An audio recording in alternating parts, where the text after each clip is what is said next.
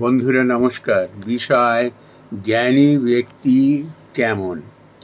বন্ধুরা, আমরা খুব স্থূলভাবে জানি এরকম যে যিনি অনেক পড়াশোনা করেছেন, বিভিন্ন বিষয়ে যার নলেজ রয়েছে, সারা পৃথিবীতে কখন কি ঘটে যাচ্ছে, কি পরিবর্তন হচ্ছে, একেবারে তার নখদর্পণে বিভিন্ন ভাষায় সে ঝরঝর করে কথা বলতে পারেন, এমন ব্যক্তিকে আমরা খুব স্থূলভাবে জ্ঞানী বলে থাকি সাধারণত। কিন্তু জ্ঞানী ব্যক্তির আসল লক্ষণ হলো অন্যরকম। জ্ঞানী ব্যক্তিরা ভগবানের ভীষণ প্রিয় হন,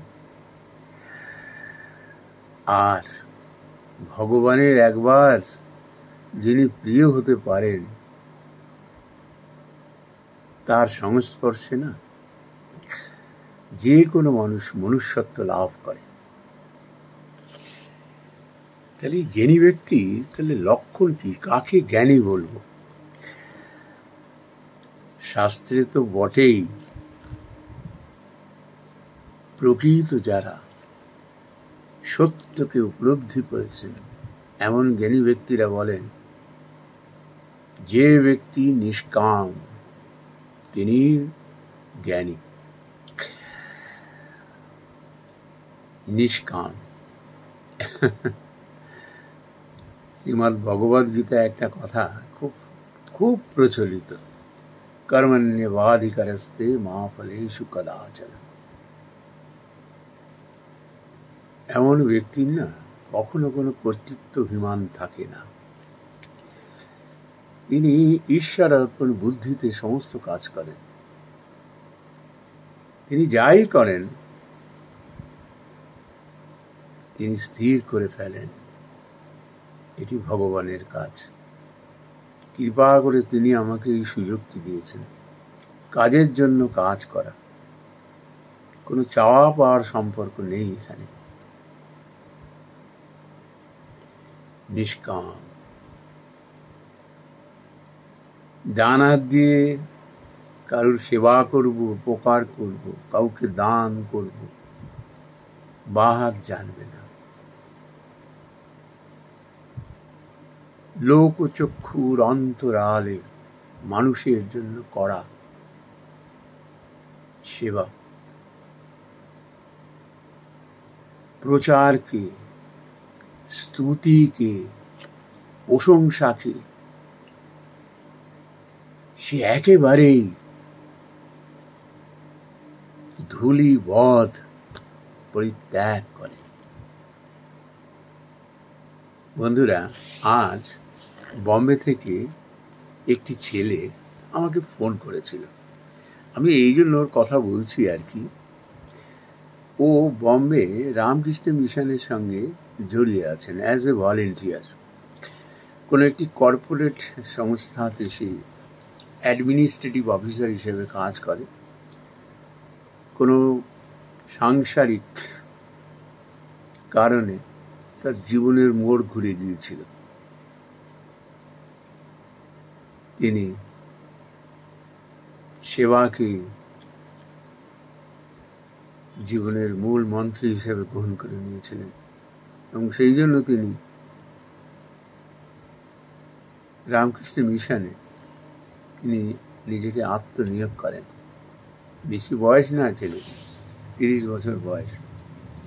ছেলেটি আজকে বলছিলেন যে আমাকে বলেন, স্যার বিশ্বাস করুন, আমি সেবার মধ্যে যে এইরকম স্বর্গীয় আনন্দ আমি কখনো উপলব্ধি করিনি। আর কারা সেবা কাজে আসেন আমার চক্ষু খুলে দিয়েছেন।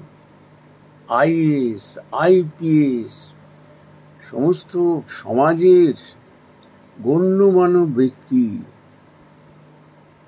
তারা যেরকম বিদ্বান সেমনি উচ্চ পদে আসেন এমন মানুষেরা।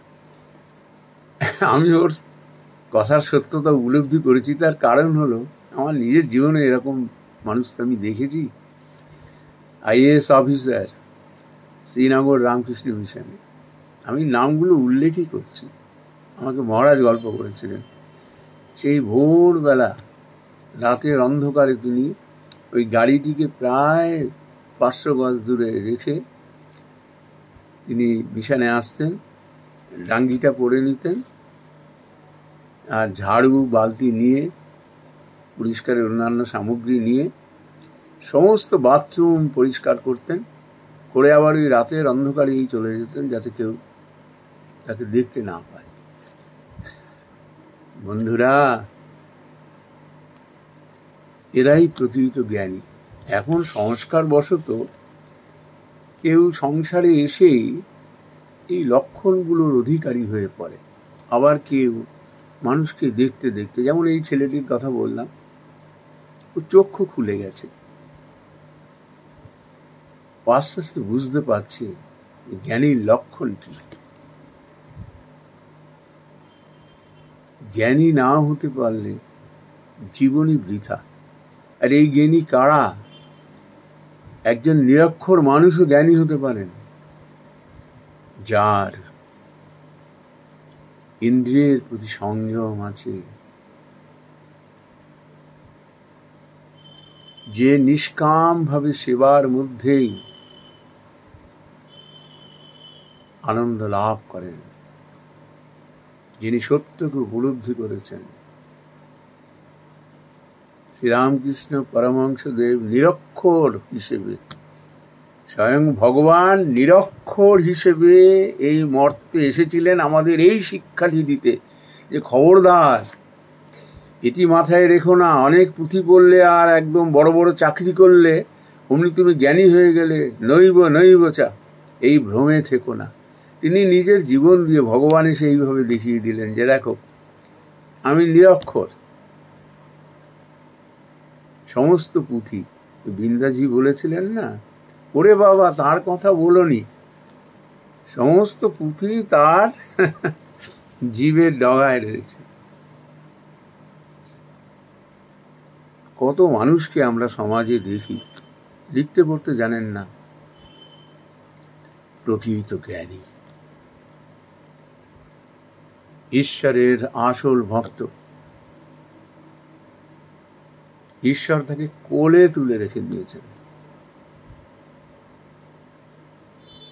এই জ্ঞানী হতে পারলে তবেই জীবন সার্থক, নালে না ওই উটের গল্প করেছেন না, কাটা ঘাসে সেই মুখ ঘষতে থাকে, তবুও শিক্ষা হয় না। সমাজে দেখি না, যত উঁচু পোস্ট তত সে কারাপ্টেড। কিছু মানুষকে তো আমরা দেখছি, যত উঁচু পোস্ট তত কারাপ্টেড, তত স্খলিত চরিত্র, কিন্তু উঁচু উঁচু পদ নিয়ে বসে আছে। তারা একবারও ভাবে না যে আমি উচ্চ পদে আসীন হয়ে যদি এই ধরনের কাজ করি, আমার নিচের লোকগুলো কি শিখবে, সমাজকে আমি কি দিচ্ছি। অজ্ঞানী, ভোগ, এদের জীবন এরা ধরে নেয় যে একটা উচ্চ পদ পেয়েছি, অনেক অর্থ রয়েছে, কত মানুষ এসে আমার স্তুতি করছে, আমার কাজটি পাওয়ার জন্য একেবারে ধন্য হয়ে যাচ্ছে। এইটি তার মাথাটি খারাপ করে দেয়। তখন ভোগ, তার বিলাস আর ভোগ আর চুরি ডাকাতি, এইগুলো তার চরিত্রের বৈশিষ্ট্য হয়ে দাঁড়ায়। নিজের তো ক্ষতি করছে, পাপে ডুবছে, আবার এই মানুষগুলো যে কত মানুষকে পাপে ডুবিয়ে দিচ্ছে ক্ষমতার ওই বলে। তারপর তার কি শোচনীয় অবস্থা হয়। এমনও হয় পরিবার সমাজে মুখ দেখাতে পারে না লজ্জায়। আর এই মানুষের কথা তো ছেড়েই দিন। আমাদের শিক্ষার সঙ্গে সঙ্গে এই নৈতিক চরিত্র আমরা গড়ে তুলতে পারি না বলে না, অনেক উচ্চ পদে এসে অনেক লেখাপড়ি শিখেও অনেক ডিগ্রি ধারণ করেও না আমাদের জীবন একেবারে নরকের কীটের মতো হয়ে যায়, নর্দমার কীটের মতো হয়ে যায়। মানুষ আমাদের ছায়া দেখলে পর্যন্ত যেন তার পাপ হয়ে যায়।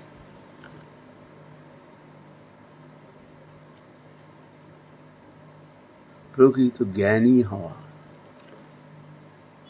নিষ্কাম ভাবে কর্ম করা। আমার কাছে এই অসহায় মানুষটি এসেছে, আমি তার সেবা করব। ডান হাত দিয়ে সেবা করার সঙ্গে সঙ্গেই বাঁ হাত দিয়ে তার সব কিছু মুছে ফেলা, সমস্ত স্মৃতি মুছে ফেলা, আমি কার জন্য কি করেছি না করেছি। নারীর রূপ যৌবনে যারা মজে গিয়ে তাকে অবমাননা করে, নিজে একা ভোগ করব, বিলাস করব, এই জন্য যারা অন্যের মুখের গ্রাস কেড়ে নেয় না, এদের জীবনটাই দুর্ভাগা, জীবনটাই দুর্ভাগা, নিষ্ফল জীবন। যখন বোঝে তখন আর কিছু করার থাকে না। যিনি বলছে না যে সৎসঙ্গ করো, ভালো মানুষের সংসর্গ করো, তাহলে পরে আর এই বিপথে, এই বেচালে পা পড়বে না। জীবন প্রকৃত সার্থক হয়ে উঠবে। মানুষের আশীর্বাদ না একেবারে সেই বৃষ্টির মতো, অঝোর বৃষ্টির মতো, সে তার উপরে, তার পরিবারের উপরে, তার বংশের উপরে সেই রকম ভাবে বর্ষিত হবে। জীবন ধন্য হয়ে যাবে। যে কি স্বর্গীয় সুখ, এটি যারা লাভ করেন তারা বুঝতে পারে। আমি ওই ছেলেটির কথায় আবার ফিরে আসি। 30 বছর বয়সেই কিভাবে, দেখুন, আসলে ও বিয়ে থা করে সংসার করছিল, কিন্তু সেটি ভেঙে যায়। আসলে কি, ভগবান তোকে সেবার কাজে নিযুক্ত করেছেন।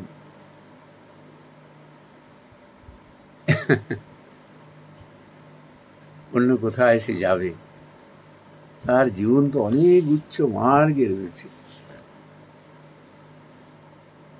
আবার এমনও তো ঘটে যে হতাশায়, বিফলতায় যে সাধু হয়ে গেছে, তারপরে দেখা গেল সেই সংসারে এসেই ঢুকলো, তারপর সংসার জীবন সে সুখে শান্তিতে বসবাস করতে শুরু করলো। জীবনকে জানতে হয়, বুঝতে হয়। আমরা এগুলো তো বড় বড় মানুষদের কাছ থেকে, তাদের জীবনের অভিজ্ঞতা থেকে শিখি। একজন নিরক্ষর মানুষ যে কি অসামান্য জ্ঞানী হতে পারে, শ্রী রামকৃষ্ণ পরমহংসদেব কথামৃত্যুতে গল্প শুনিয়েছেন না, যে একজন কৃষকের কিরকম ব্রহ্ম জ্ঞান হয়েছিল। নমস্কার বন্ধুরা।